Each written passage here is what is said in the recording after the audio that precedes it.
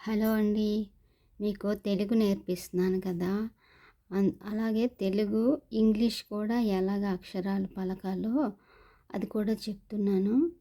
ఇప్పుడు తెలుగు తెలుగులో భాగంగానే ఇంగ్లీష్ కూడా నేను చెప్తున్నాను.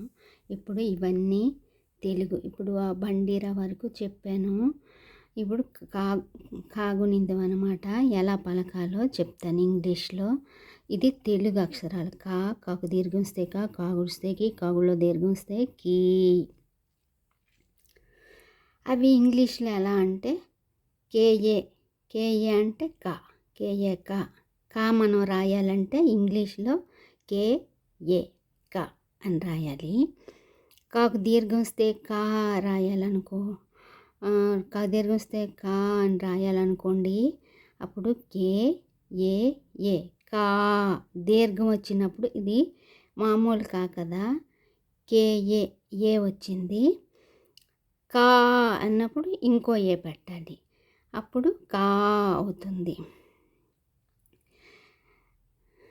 కమల అని రాయాలనుకోండి, KAMALA కమల అవుతుంది.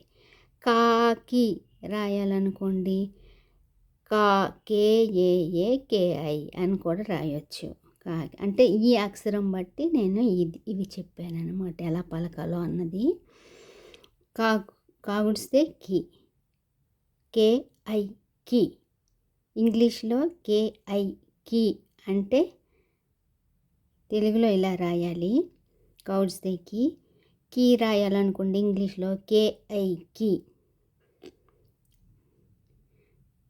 కాగులో దీర్ఘం వస్తే కీ